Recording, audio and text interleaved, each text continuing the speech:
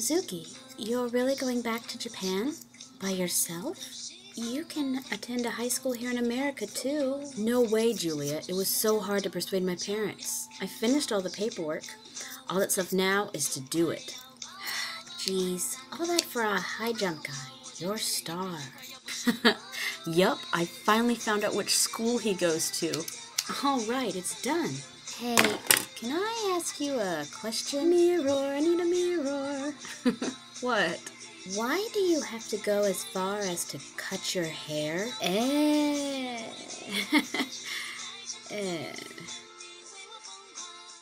Thus we join our heroine Mizuki at her new school in Japan.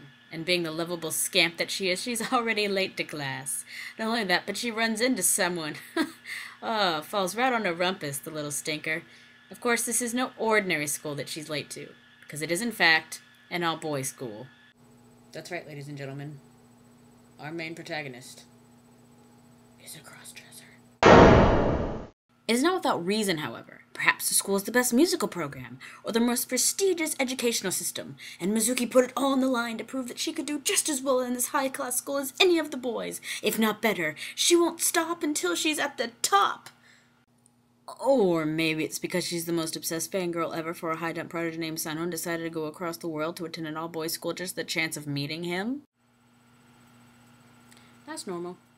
In all seriousness, though, Mizuki's admiration for Sano is genuine, and is something we have all probably felt after watching someone else do something completely beyond our own talents and abilities. Much to Mizuki's fortune, she is in the same class as her darling Sano. But much to her misfortune, he seems to take an instant dislike to her. And it only gets better, or worse, when she finds out that they're rooming together. But Mizuki is a persistent little ray of sunshine, and continues in her attempts to become friends with Sano, actually telling him he is the reason she came to the school. And of course, since her day wasn't going bad enough, Sano informs her that he has quit the high jump. This, of course, causes her to freak out, and cause her standing with Sano to slip even more. And his response causes Mizuki's perfect view of him to crumble just a bit. By this point, other characters have started showing up, such as the cheerful semi-punk Nakatsu. Spoiler! He's awesome. Yujaru, a dog who likes only women. Nanba, the obligatory man whore. Nago, who sees Mizuki as a rival for cutest boy in school, since contrary to popular belief, looking like a girl is in fact an asset in an all-boys school.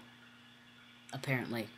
And the Osaka High School Dr. Yamenda, who, well, you'll just have to read about him yourself. There are a plethora of other characters, all of which are fun and quirky, and quite frankly, I enjoyed every single one of them. The basic plot of Hana-Kimi follows Mizuki as she attempts to get to know her idol as best she can, though this falls to the wayside to become a romantic venture, with the usual hijinks of hiding her gender thrown in, making for some hilarious and sometimes nerve-wracking moments. My mustache says, it's time to analyze. Art-wise, Hana-Kimi is pretty nice to look at, since the artist varied the character designs and made them all very expressive. Her style is also fairly recognizable, unlike some other manga I have read where I can't tell one artist's work from another's. And as it is wont to do, the art style does change dramatically over time. Don't get me wrong, I really do enjoy the new style and can still tell it's hers. But one thing about it always bothered me.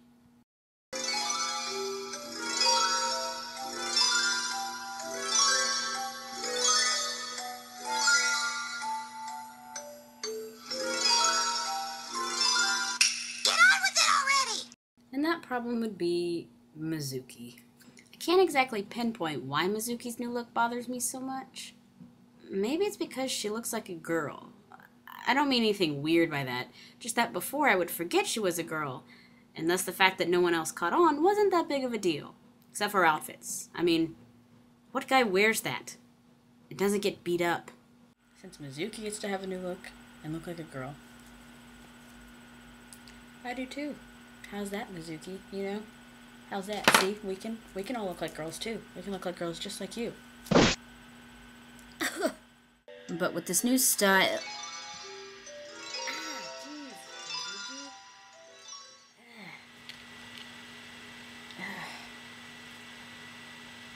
Where's an Edward? Anyways, with this new style, Mizuki seems to lose her original spunkiness. and instead it starts becoming a generic dreamy-eyed schoolgirl, and her act as a boy becomes less and less believable, and I even started forgetting she was pretending to be a boy. The complete opposite of how I started out thinking.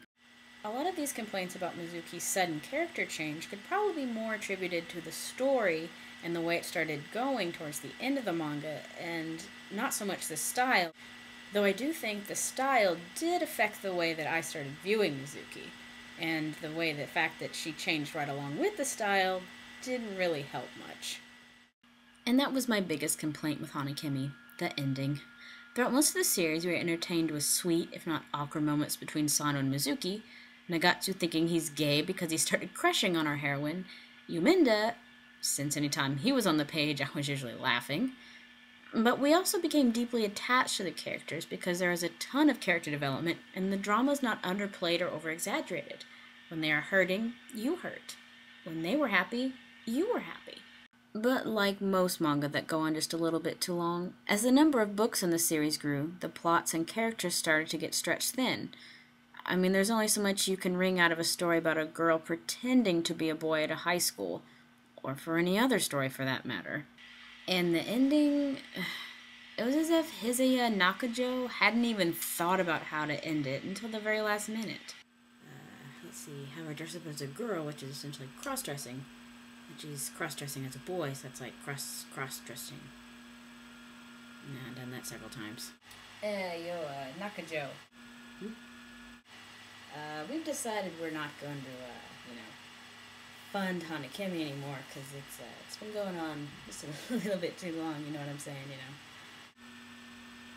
Yeah, so you're gonna need to figure out some sort of ending for all this, wrap it up. Yeah, and you're gonna do that in about, like, 2 days? Yeah, 2 days. Good luck with that. Oh, look at the time. Well, gotta go celebrate a party of the, 123rd manga of Bleach. Yeah. Play with that. Also, read One Piece. 200 manga coming up. You gonna read it? Alright. See you.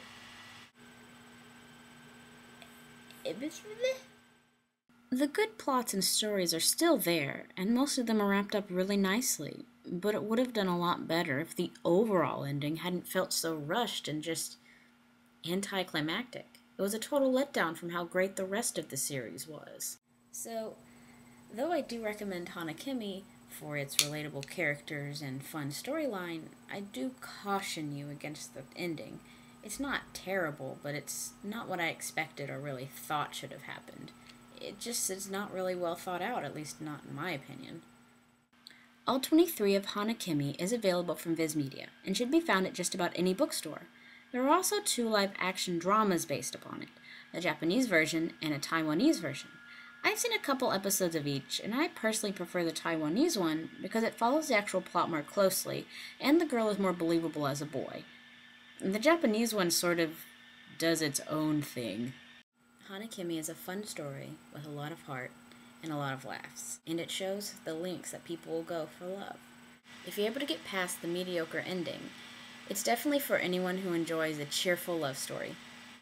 Now, if you'll excuse me, I've got a plane to catch.